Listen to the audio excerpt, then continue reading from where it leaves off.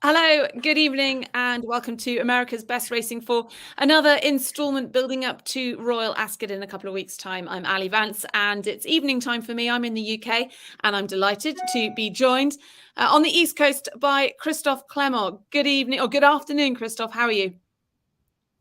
Everything is great. Thank you very well. So, you are planning to send a couple of horses over to Royal Ascot this year. All excited about the trip?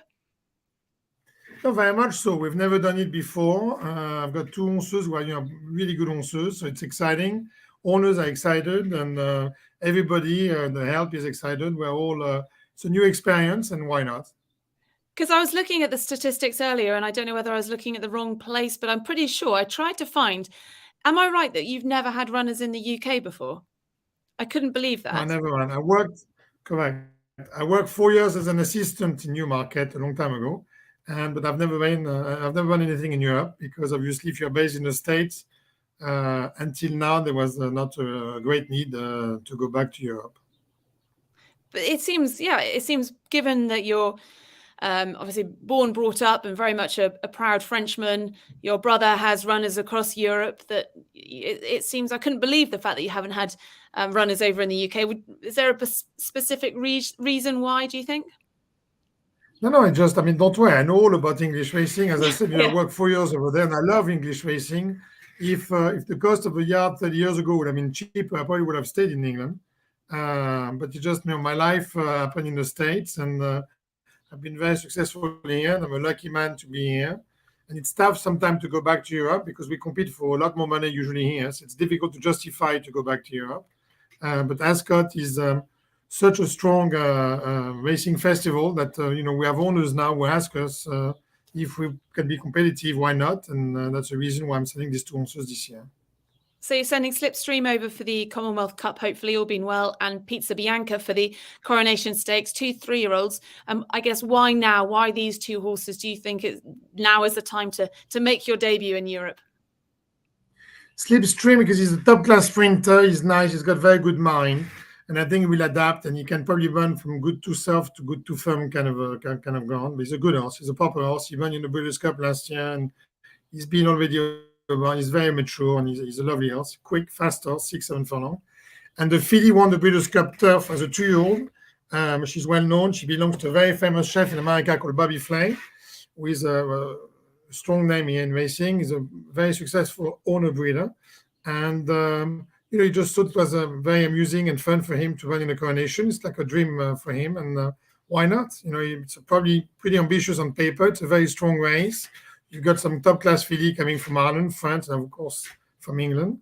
But that's what competition is all about, and we'll try our best. Yeah, let's talk about Pizza Bianca. As you say, it's a very strong race. But Pizza Bianca obviously won the Breeders' Cup Juvenile Fillies Turf. How do you feel that she has wintered with you, and what did you make of her comeback run at Aqueduct in April?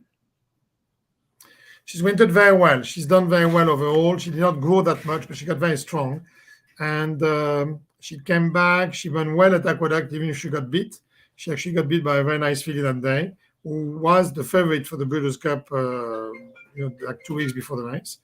And but she came back in good shape. And then we ran in another race called the Hilltop at Pimlico. So she actually had 2 prep races for the coronation.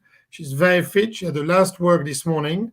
It was a good piece of work here at Belmont Park, 5 furlong, galloping out 3/4 of a mile on the grass. And she looks well. Is she good enough? Is she up to the challenge? No, you don't know that. You just have to try, for the best. But we just send her over there and as healthy as possible, as sound as possible. And it's up to the racing gods. And do you think that the course it's so different, Ascot, to the courses that you have or the tracks that you have in the US? Do you think that would suit her?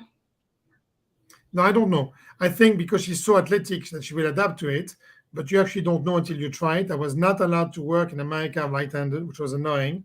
The filly will ship to Newmarket on Tuesday. I will probably try to go on the right-handed course day if I can, and we'll just have to wait and take it day by day.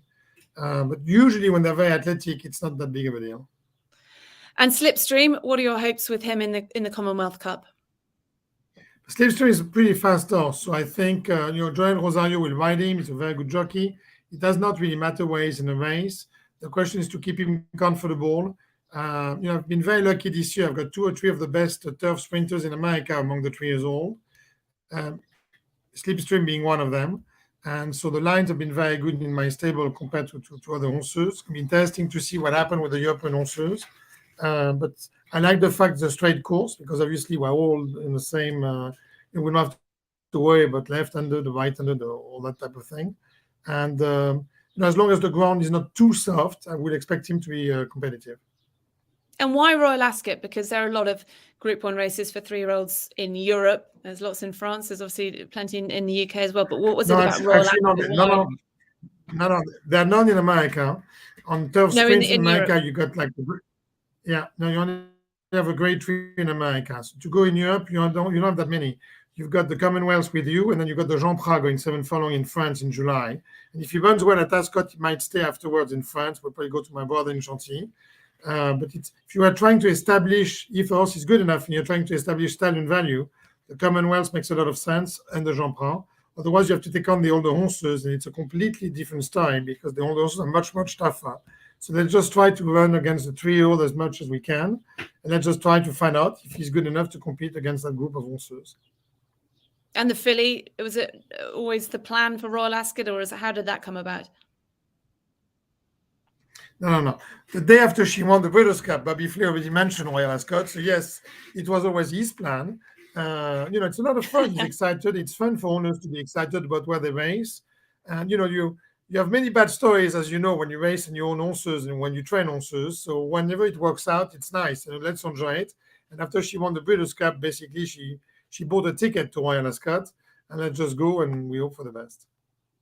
And I'm donning a very small hat here. At Ascot, it'll be a lot bigger. The whole occasion, though, it's something very special, something very different that we've talked about an awful lot. But what do you you've been to Royal Ascot, no doubt, I'm sure, as a spectator, and as I'm sure you've been in the working capacity as well. But how do you describe Royal Ascot to people back home? It's a fun, obviously, it's a great experience. You got people from all over the world. It's great racing. You got some extraordinary horses, extraordinary racers. You got the leaders of some quite a few countries who are competing over there. So it's very exciting. Plus, you got all the social side of things also, as you know. I'm just a horse trainer, so I don't worry too much about the social side of things. I just try to worry about winning races. But I like my owners to enjoy their horses, and it's at the moment I will say it's the right place to be. Still, though, you're going to have to find a top hat and tails. Have you sorted that one out? No, yes, I've got the top hat, which is still there from 30 years ago, so that still fits me. And I'll have to try my morning suit, and if it works, great. If it doesn't, then I will have to get another one. But it's the fact that it's compulsory. It's not that people choose to wear it. If you want to be in the parade ring with your horses, you do have to wear top hat and tails, which people perhaps don't know in the US. But that's just something that again makes the meeting so unique. No, absolutely. That's the way it is, and I'm well aware of it. And it's a lot of fun. And if you go over there, that's the way to do it, and we'll play the game as everybody else. Well, looking forward to seeing you in your top hat and tails in the parade ring. And I guess realistically, what would be your hopes with your pair coming over? I think I looked in the betting in the UK.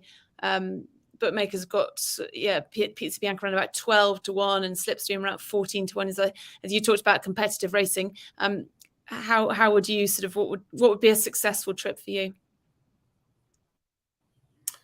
If Slipstream is 14-1, I probably will have a bet on him at that price because I think that's a very good price for him.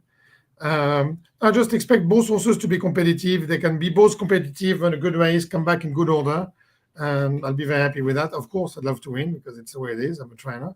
But the main thing is just to do the best we can in order to be competitive in both races. Absolutely. Well, wonderful talking to you. Thank you so much for joining us. Good luck. I'll see you there on the Friday and look forward to seeing you there. Thank you so much. Good luck. And I will see you on the Friday, hopefully. Thanks, Christophe. Bye-bye.